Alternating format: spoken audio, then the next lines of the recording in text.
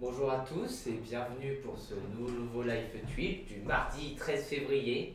Bon mardi, demain c'est la Saint-Valentin, j'espère que vous avez pensé à acheter des petites roses. Hein. Ça permettra de financer d'autres activités dans l'établissement. Mais c'est pas le sujet principal aujourd'hui.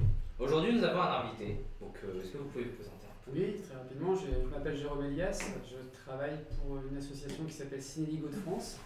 On est basé à Lille, on est un cinéma itinérant, c'est-à-dire qu'on amène le cinéma en milieu rural, là où il n'y a pas de salle de cinéma fixe. D'accord. On permet comme ça à une partie de la population de pouvoir bénéficier du cinéma. C'est bien. Et qu'est-ce que vous faites ici précisément du coup? Alors je suis venu aujourd'hui dans le cadre du dispositif lycéen et apprenti au cinéma. Donc c'est un dispositif d'éducation à l'image. C'est-à-dire que les établissements inscrivent un certain nombre d'élèves et de classes qui vont aller voir durant l'année scolaire plusieurs films. C'est bien, c'est bien. Et il voit quoi par exemple comme film? Alors je vais préciser un peu le programme de cette année. Donc il y a 2 films socles, c'est-à-dire communs à tous les élèves inscrits au dispositif. Donc cette année il y a l'heure de la sortie de Sébastien Marnier, qui date de 2018. Les Lumières de la ville de Charles Chaplin qui date de 1931. Et après, il y a des choix optionnels. Donc, les choix optionnels, c'est les enseignants qui décident du choix de films à voir en plus. Donc, il y a un film de Pedro Almodovar qui s'appelle Femme au bord de la crise de nerfs. La Traversée. Et là, j'ai oublié le nom de la réalisatrice. La Traversée, qui est un film d'animation qui parle justement des migrants. Je vous résume très rapidement. Et il y a aussi toujours un choix de film régional, et cette année c'est un programme de court-métrage, fait par des réalisateurs de la région, donc qui permet de valoriser en plus une forme cinématographique qui n'est pas beaucoup diffusée, diffusée ou peu vue. En tout cas, il est peu connu ce format-là, je pense, des élèves. Oui, ça me rappelle un établissement, je sais plus le nom. Oh, ça me reviendra peut-être que. Pas grave. Mais bon. Faut le dire, dès que ça revient. Oui, il faut le dire quand ça viendra. Parce qu'il y a plein de films qui sont fort intéressants et ils sont sélectionnés comment ces films? Alors oui, il y a une commission qui se réunit là bientôt, à partir de mars, pour déjà l'année prochaine, donc qui est constituée du coordinateur du dispositif et d'un panel d'enseignants. Donc du coup, il y a une liste nationale dans laquelle il y a plusieurs types de films, des classiques, des films plus récents, donc un peu de tout genre. Et donc voilà, ces réunions qu'ils organisent leur permettent justement de sélectionner, de présélectionner des films, de les voir après, et puis après de décider de ce qui sera mis en film optionnel ou en film obligatoire. L'idée, c'est quand même de proposer une diversité. D'accord, donc c'est pas vous qui. Non, moi j'ai aucun. Non. Hélas, non. Dommage, j'aurais bien voulu voir Amélie Poulain. Non, je crois pas. Non. Ah, peut-être un moment. Qui sait? Et vous pensez quoi de ce dispositif? Parce que vous êtes quand même à mes yeux, je pense, un point quand même nécessaire dedans. Vous en pensez quoi? Moi, je trouve que ce type de dispositif, c'est super intéressant. Moi, j'aurais bien aimé en bénéficier quand j'étais justement lycéen, parce que moi, j'ai pas connu ça et je trouve ça vraiment dommage de ne pas l'avoir justement, en avoir pu bénéficier. Je trouve que ça permet en tout cas aux jeunes déjà les lycéens, généralement, ils découvrent pas les salles de cinéma, ils y vont peut-être un petit peu moins, mais le fait d'aller ensemble au cinéma, c'est déjà une démarche qui est super intéressante. Découvrir un film en salle de cinéma, c'est super. Ça permet de découvrir des cinématographies différentes, d'origines différentes. Et c'est une connexion, on va dire, avec tout ce que représente le cinéma. C'est-à-dire pas forcément que les films actuels, mais aussi les films du patrimoine, donc des vieux films, entre guillemets, noir et blanc, muets, etc.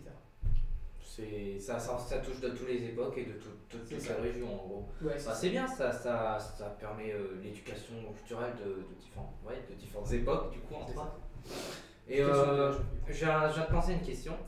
Parce que moi, personnellement, je n'en avais jamais entendu parler. Il est adressé à qui ce dispositif en tant qu'élève? Alors, aux élèves, ça, c'est les établissements qui viennent s'inscrire. Ils font la démarche de s'inscrire au dispositif. Il faut savoir qu'il existe le même type de dispositif pour les écoles et les collèges. Donc, il y a école et cinéma, collège au cinéma. Je crois qu'ici, vous faites collège au cinéma. Et lycée en cinéma. Donc du coup, c'est vraiment l'idée, c'est un dispositif d'éducation aux images. L'idée, c'est de sensibiliser les jeunes à l'analyse cinématographique, donc de leur faire acquérir un petit peu de vocabulaire cinématographique spécifique qui permet après d'analyser. Et puis du coup déguiser, de changer leur regard aussi sur les films. C'est-à-dire que maintenant, l'idée, c'est qu'ils regardent les films de manière différente, qu'ils puissent analyser, en tout cas commencer à analyser et repérer surtout parfois les mouvements de caméra, les types de plans qui peuvent être utilisés au cinéma, donc d'observer le travail de mise en scène. Ouais, en gros, c'est pour que les enfants ils ne font plus juste regarder le film, mais le comprendre dans toute sa splendeur, je me permettrais de dire. Ouais, on peut dire ça comme ça, c'est-à-dire de le voir différemment et d'aller un peu, de creuser un peu plus. On va dire. Après, je pense quand même qu'on montre des films différents aux élèves d'école primaire qu'aux élèves de lycée. Oui, bien sûr. Ça doit être des sujets différents. Je pense, Oui. personnellement, je pense qu'aux élèves de lycée, on peut montrer des sujets un peu plus difficiles, on va dire, qu'aux élèves de primaire. Par exemple je pense, hein, mais vous pouvez me convenir ou non. Je pense que par exemple au collège, on peut parler du harcèlement ou du racisme, tout ça, qu'on ne ferait pas à l'école primaire parce que c'est peut-être un peu trop dur pour mettre aux jeunes qui ne comprennent pas forcément la chose. Alors il y a toujours des films adaptés, des programmes de court-métrage pour les plus petits qui peuvent aborder, bien sûr pas de la même façon, des problématiques comme le racisme, ça arrive. Hein. Il y a un film de Jean-François Laguioni qui s'appelle Le Château des singes, qui est adapté aux plus de 6 ans et qui parle justement de racisme. Donc il y a toujours moyen, il y a des films en tout cas, mais adaptés. Voilà. Donc faudra que je jette un œil. Faudra que je jette un œil sur des choses. Bon, je pense qu'on a tout dit sur ce dispositif. On peut parler un peu de vous. Allez, du coup, je vais vous poser quelques questions. Allez. Entre autres liées au cinéma, du coup. Et je vais vous poser en première question. Quel est votre film préféré? Ouais, justement, on a toujours un moment, un film qui nous a marqué dans notre enfance et sur lequel on a toujours un plaisir à revenir, à revoir le film, à y repenser. Et pour moi, c'était E.T. Moi, je dis E.T. Généralement, on me reprend toujours. J'étais halluciné quand les enfants me reprenaient. Parce qu'ils me disaient, non, on dit pas comme ça, on dit E.T. Non, pour moi, c'est E.T. Mais voilà. E.T. l'extraterrestre de Steven Spielberg qui date de 1982. Parce que c'est un film, je trouve, à l'époque, ça a eu un succès mondial. Je pense que c'est un sujet universel, une histoire d'amitié, une histoire de différence. Encore une fois, tu vois, on peut parler de racisme, en tout cas pas de racisme, mais de différence, en tout cas d'altérité, facilement. Et un film où justement, il y a énormément d'émotions, en fait. On passe par différents stades d'émotions. Et je crois que c'est le film qui m'a le plus marqué émotionnellement parlant. Voilà. Du coup, je pense que vous conseillez de le regarder. Oui. Je pense que c'est un film qu'on doit voir normalement quand on est enfant. Bon, j'essaierai de le voir. On doit probablement l'avoir en DVD. Il doit probablement y avoir en DVD chez moi parce que personnellement, dans ma famille, on regardait des DVD à l'époque. On était le genre de faire. Ça existe toujours. Oui, ça existe encore, mais avec la dématérialisation, la dématérialisation et les plateformes de streaming, c'est plus forcément quelque chose qui survit très bien. Moi, je vous donne mon avis du coup, par rapport à la question que j'ai de vous poser. Je pense que nos spectateurs ont compris par rapport au fait que l'éditeur, mon film préféré, moi personnellement, c'est Amélie Poulain. Alors c'est sûr que je peux pas vous dire que ça date de telle époque, parce que j'ai pas forcément cette culture du milieu externe de ce film, mais l'intérieur, en tout cas, ça m'a énormément touché. C'est un sujet profond. Dès le début, on nous présente le personnage qui n'a pas forcément une simple enfance, mais qui n'est pas forcément, comment dire, qui ne porte pas forcément sur le dos un poids extrêmement lourd. Elle n'a pas forcément une enfance simple, Amélie, et pourtant, elle s'y porte pas si mal. Et puis il y a une vraie inventivité dans la mise en scène aussi. Oui, aussi. Les musiques, l'image, c'est un tout. C'est un chef-d'œuvre à mes yeux. C'est un chef-d'œuvre à mes yeux. Enfin bon, je vais pas passer 50 ans à le décrire. Hein. vous essayerez de le voir vous-même. Je suis sûr que ça doit pouvoir se trouver. Personnellement, je vous le conseille. Et moi, après, chacun ses avis. Voilà. 2 films à regarder. Voilà, c'est film. Du coup, je vais vous poser d'autres questions. Selon vous, qu'est-ce qui fait un bon film? Qu'est-ce qui fait un bon film? Waouh. Ça, c'est toujours une question super difficile à laquelle répondre, mais pour moi, un bon film, c'est déjà des bons personnages. J'aime quand dans un film, on a des personnages fouillés, qu'on n'a pas l'impression de juste aller à la surface du personnage. Donc déjà, d'avoir des bons personnages, d'avoir un sujet qui peut être à la fois...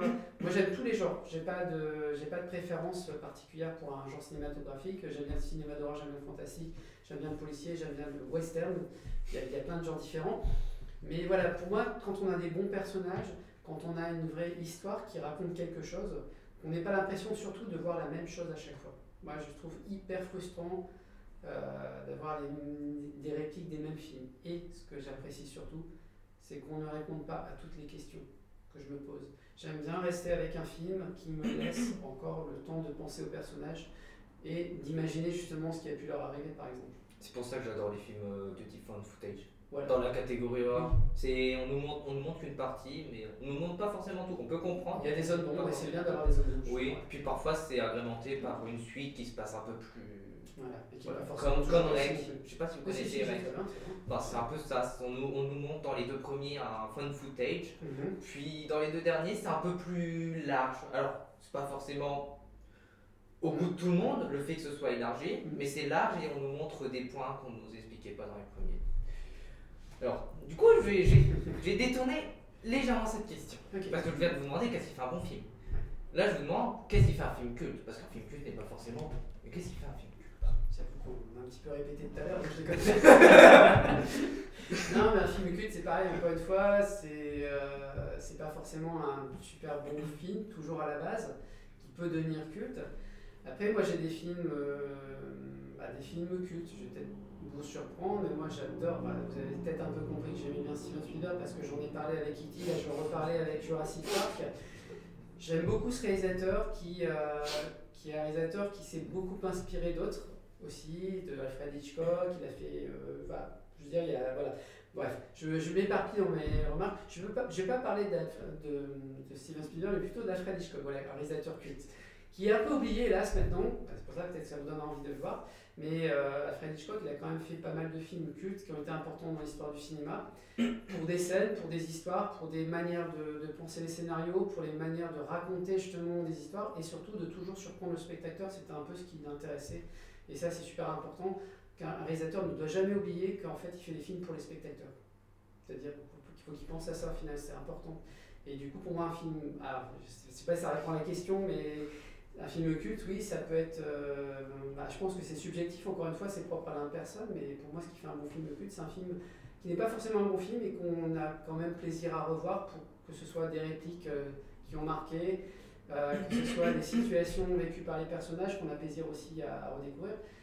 Tout à l'heure, tu parlais de Sharknado, voilà, Oui, un gros Sharknado. nanar, voilà. Et Il du coup, là, voilà, faut c'est- dire les choses comme elles sont, c'est un navet. Ouais. Et pourtant, c'est un film très culte. Ouais. Après, si je devais conseiller un film culte, hein, comme ça, on leur donne des références. On vous donne des références culturelles. Moi, personnellement, je conseille La Cité de la Peur. Alors, c'est un film culte.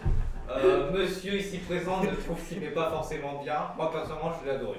Et c'est un film culte. Non, il est bien, il a son intérêt, après, c'est pas mal quand même. Non, c'est bien, c'était de la bonne expérience. Il y a plein de choses à revoir. Ouais, oui. C'est mon Ah, genre d'humour. C'est super difficile en tout cas de définir ce qu'est un film. Oui. Bon, du coup, je pense que ça pourrait vous intéresser aussi. Je vais vous demander, selon vous, par quel film faudrait commencer pour pouvoir découvrir le cinéma? D'accord, toujours voir des films. Alors, c'est pas évident de répondre à ça, mais toujours voir des films qui sont adaptés aux âges. C'est-à-dire pas vouloir forcément voir des films qui sont pas adaptés à nos âges. Moi, j'ai toujours été choqué, il y a 10 ans, en fait, il y a 10-15 ans, d'avoir des élèves d'école primaire qui me disaient qu'ils avaient vu une série qui s'appelait Walking Dead, par exemple, qui étaient très fiers de le dire, ils avaient 7-8 ans. C'est sombre. Oui, c'est sombre, c'est violent, c'est pas du tout adapté, donc il ne faut pas franchir les étapes. Et voilà, il faut vraiment voir les films. Alors, commencer à. Les dessins animés, c'est important, il faut toujours aimer les dessins animés. Je pense que les élèves, les jeunes en général, adolescents, n'osent pas trop dire qu'ils regardent encore des dessins animés, alors que c'est bien, il y a des bons dessins animés, il y a plein de choses intéressantes qui passent actuellement, qui sortent en salle, qui sont vraiment super. Non, il faut, par quel film commencer? Je pense qu'il faut commencer à la fois par des films adaptés à nos âges, des films d'animation, des fictions, voilà, passer par différents stades. Après, il faut préciser que les fictions ne sont pas, que les films d'animation ne sont pas forcément à tout âge non plus. Oui, après les films, parce que le cinéma d'animation, c'est le cinéma d'animation aussi pour adultes, il y a aussi des films d'animation qui sont adaptés. Parce qu'en animation 2D, je vais encore conseiller un film, Les Triplettes de Belleville. Oui. C'est un beau film. Par contre, c'est quand même sombre pour un enfant. Il n'y a rien Oui, proprement dit choquant ou quoi que ce soit, mais c'est quand même sombre pour un enfant comme univers. Genre, c'est lent, les musiques sont quand même plutôt maussades. Puis il y a une scène quand même qui peut être plutôt marquante, c'est juste un train qui passe et simplement ce train c'est... Voilà.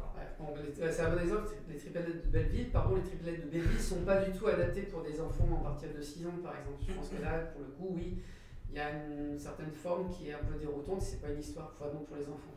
final. Oui. Encore une fois. C'est un beau film. Mais même dans la forme des personnages, ils sont grands, ils sont larges, mais pas larges en mode personnage comique, c'est plus large en mode personnage qui n'a plus grand chose sur les os. D'accord, qui peut dérouter les petits. Ouais, qui peut être déroutant. Et ça me fait perdre le fil de ce qu'on disait au départ, je crois. Oups. C'est pas grave, c'est pas grave. Je pense qu'on a tout dit sur le sujet de découvrir le cinéma.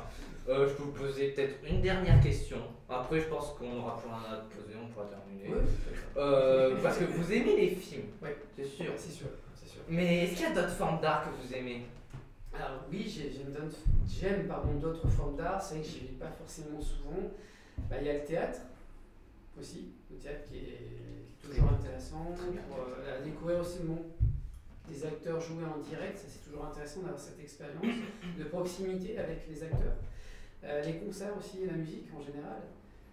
C'est pareil, vivre une expérience, encore une fois, c'est ce qu'on disait par rapport au cinéma, c'est une expérience unique, mais chaque forme d'art que vous pouvez aller voir, que ce soit aller au musée, que ce soit aller au théâtre, que ce soit aller voir un concert, que ce soit dans une grande salle, une petite salle, c'est toujours une expérience unique. Il y a cette proximité avec les acteurs, les chanteurs, etc. Et l'œuvre, parce que la peinture en effet qui est exposée, la sculpture qui va être exposée sont aussi d'une certaine façon se rapprocher, on va dire, de l'artiste. L'artiste n'étant plus là, mort, vous avez encore son œuvre qui existe et vous pouvez la voir, vous pouvez l'admirer, et ça c'est super important. Mais toutes les formes d'art en fait sont intéressantes à découvrir. Moi je ne vais pas souvent au théâtre, je l'avoue, pas souvent à l'opéra. J'avoue que j'ai un peu du mal avec l'opéra.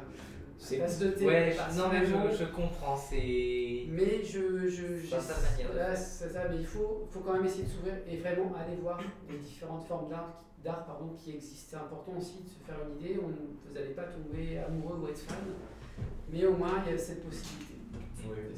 Bon, personnellement, j'ai 3 réactions face à ce que vous venez de dire. Alors, déjà par rapport au théâtre, j'en ai fait. Je pense que ça joue un peu sur le fait que j'aime bien le théâtre.